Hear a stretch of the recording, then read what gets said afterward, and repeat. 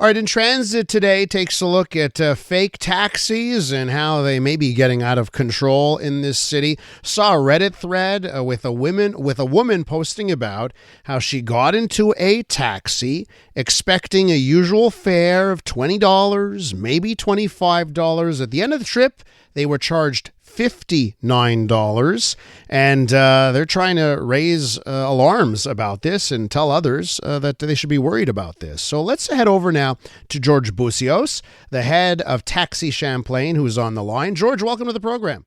Hi, Eli. Thank you for having me. And just again. looking at this thread on Reddit, you just see person after person sharing experiences with these so-called fake taxis. And it basically comes down to, first things first, I say fake taxis. Are they fake taxis? Are they real taxis who are just shady? How do you describe what I'm talking about here? Well, first, I just want to say, because I am in the taxi industry, and I just need to clarify, this type of issue is not exclusive to the taxi industry. We all know about Uber and their fraud and their fake taxis at the airport. That's why the airport is trying to figure out a safer way to do it. Having said that, there are a lot of fake taxis out there. There are many reasons. Number one is because they deregulated us and we have no one to watch over the industry. They steal domes. They go to Amazon, they order domes. They just put a dome on their car and they pretend they're taxis. As I said many times, the safest way is always to call a taxi company. Sometimes we get stuck on the road and we lift our hand. Every company has an app, just like Uber. And if you don't want to raise your hand, just raise your app. And it'll be safer because you're going to a company. And anything that would happen, whether it's bad service, fraud with the credit card, it's always traced back. Once you pick up your hand or go to a random taxi stand and pick up a random person, yes, it could be a fraudulent driver. We've had many. I've gone to the police, to be honest with you. I've made a report because we've had a lady that complained she got that Alexis Neon Plaza, she got into a car. It's a $12 ride to Westmount. He locked the doors. He told her it's 20. She said no. She called me hysterically at the company. We called the police. Police can't do anything. I've sent letters to the people responsible at the city hall. They can't do anything. So we're in a really, really bad position with fraud, with drivers that shouldn't be on the road, whether they're Uber or taxi drivers. Now, there's nobody regulating the industry right now. Was this, in that case that you just told us, were they trying to impersonate Champlain Taxi? That one in particular happened because she sent us a picture of the car, of the dome, the plate. It did not exist in our company. We tried to find out who it is. We couldn't. The police wouldn't help us. And as luck would have it, I had an appointment at the Royal Vic Hospital, was walking into my appointment. I look at the car. I remembered the car. I remembered the plate because it was a case that was pretty serious. I went up to him. I told him, you work for Champlain? He said, yes. And I said, no, you don't. I took his dome, which was illegal. I took his dome. I said, you want your dome? You come back to Champlain. So he was in our company. But again, because we do have a little bit of control, we took care of him. Now, there's more. We do have people looking around, taking pictures. We send the pictures constantly to authorities, but they don't do anything, Elias. They don't do anything. The city needs to act. And every time we talk to the city about this, they said it's a provincial Commission de Transport. But they will not do anything. So I'm hoping, even though I am talking about the taxi industry now, it does happen on both. Because before Uber, let's be honest, before Uber, this didn't exist. We were regulated. We had a taxi bureau that we would call, and they would go and I'd say car 1000 doesn't belong to us. They would fine him. They would seize the car. They would take the dome. They would fine him. It no longer exists. And they keep on telling us it's not a city problem, it's a Quebec problem. But it's bad for our city, it's bad for our reputation, it's bad for clients, it's bad for our company, it's bad for drivers, and nobody wants to help. In this case here, the Reddit thread that led us to reach out to you, it was a woman who was downtown and leaving a bar at night. And admits it in one of her posts, says, that they were in a vulnerable position, right? You've gone drinking and that kind of stuff, and you end up in a taxi or a fake taxi. So what do you like? That's the other side of this, right? It seems like these so-called taxi drivers, they're preying on Montrealers. They're going downtown as bars close up. They're going at last call time, and they're just waiting for someone to approach them. How do you guard against that? Well, I'm going to correct you. They're not taxi drivers. Yeah. They're really not taxi drivers. And again, I'm not here to argue with Uber or taxi, but a lot of them work for Uber as well. They put a little fake. I saw a guy yesterday, Elias. He had a yellow flat dome inside his dash. And he had the Uber sticker in the back. He had the Lyft sticker in the back. And he had a yellow, maybe 3-4 inch dome inside his dash. So he wasn't outside of his car.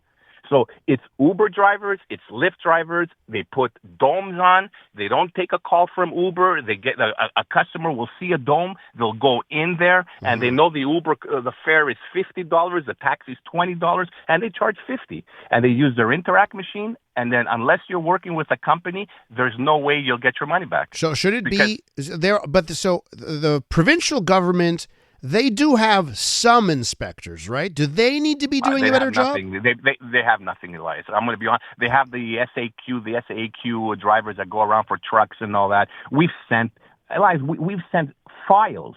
Yeah. We went files to them. I went with the girl in my office, the person that's responsible. We went to the police. And I actually told the officer behind the desk, I said, so what if I go and I find one again? And I told her what I did. And we've done it twice. We've taken the dome off a car. It's illegal. She said, you'll get arrested. So I said, we'll get arrested? We're protecting our image. We're protecting the population because it was an older woman. I'll never forget her. And I said, the officer told me the lady needs to make a report, not you. I said, I'm going to call her. She will make the report. But this is ruining our reputation, our name. And again, I will get in trouble. What I did at the hospital, she said if he made a report, I could have got arrested for taking his property, even though it's Champlain's. What's the solution here, George? I think the next government needs to find a solution. The CAC is obviously not going to do anything because they are the one that did this. So our only hope is some sort of, again, I'm here talking about this, and I'm not proud to say it because I'm in the taxi industry and it's not good for our business. But again, I will say it's both parties because it is Uber drivers with fake domes that are doing this mostly. Yeah. We need pressure from the media. It's not safe. I've compared it to the fire at Airbnb in Old Montreal. Only when something will happen, something serious like that, a death, a sexual case, that the government will act. Before that, they're not acting. Well, this thread on Reddit, it's just a collection of people reporting, and you brought up Uber and Lyft, people reporting scams involving that happen at the airport, right? So you're right, it seems to be pervasive. Some sort of scam that happens where drivers will cancel rides if you're taking an Uber, then demand cash payment. So stuff like that is going on. It does seem pervasive. And again, I bring up what you're bringing up here, that there is a worry, right, by female riders that, hey, you know what? I'm lucky that all that happened to me is that I paid $50 instead of $20, right? Because it could have ended up a lot worse. So yeah, I keep trying to figure out what the solution is here. It seems like you've got to have some sort of body authority that's checking in on this. Before the deregulation, I was always saying it's safer to take a taxi than an Uber driver, than an Uber. I would say at this point right now, I can't say that anymore. Not because Uber is safer, because they're not safer. Because again, I will stress, you look at the cars in the back, they have their sticker, the yellow sign, the Lyft sign, and they have a fake dome on. And I was trying to look at the guy it was in Saint Martin, Laval, actually, a couple of days ago. I was trying to look if he had a meter in the car. And I actually wanted to roll down my window, with a red light with him, and say, are you a taxi driver? But when we've done it before, and it's gone to confrontations, like, well, it's none of your business, what do you want? And all that. So I said I'm not going to get involved. But I did look to see if he had a meter. I couldn't see a meter. He had a little fake yellow dome inside his car with the Ubers. So again, I will admit there's a problem, but we cannot only focus on the taxi industry. This is a deregulated industry, transportation. It's Uber, Lyft, Eva, taxis. We're all in the same boat. There's fraud. There's hacking everywhere. We need somebody to watch over us, and we don't have anybody.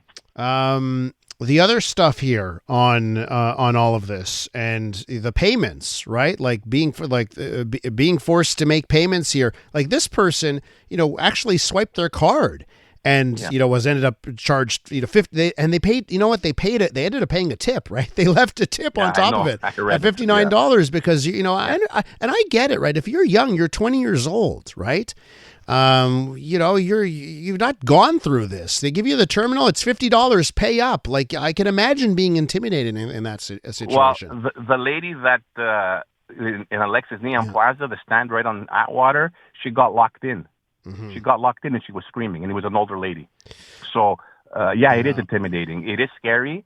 And again, you don't know who you're dealing with because they're all illegal. There's a lot of illegal drivers out there. Yeah. Again, Uber, Lyft, whatever the case may be. But at least, George, I just want to say on the Uber front, like, at least if I'm using Uber the right way, I've ordered through the app, I have their license plate, I have their photo, I have their name, I can rate them at the end. Like, as long as you're taking care of things on your side. You also said before that vulnerable at nighttime when you're drinking and having a good time.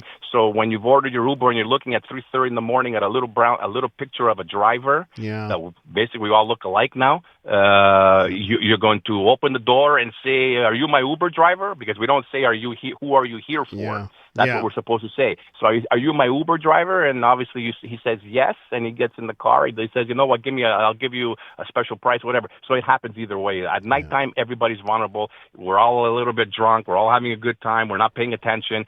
You can get into an illegal Uber on the spot. And as you said it and I said it before, if they can do it at the airport, they can do it on Saint Laurent and Prince Arthur. George, got to leave it there. Thanks for coming on. Thanks, Elijah. Appreciate it. George Boussios right there, the head of Taxi Champlain. Let me know if you face situations like this. I have a note for Terry in Laval saying it happened to us at Montreal Metro after a Rocket game. Complained about the route he was taking and stopped the car. And it was one of these fake illegitimate taxis at one of those taxi stands. So it's happening out there. Hello, Canada. This is Bryan Adams Radio. Hosted by Bryan Adams himself. We'll play a few of mine, a ton of my favorites, and some must-hear behind-the-scenes stories from the world of rock and roll. I'm coming to get you! One thing about doing rock and roll so long is you end up meeting a lot of the people that you admire. Sometimes you even get to work with them. It's only love, and that's all. Bryan Adams Radio. I'm coming back to you. Now available on the free iHeartRadio app. Hey everybody, how are you tonight? Sounds great.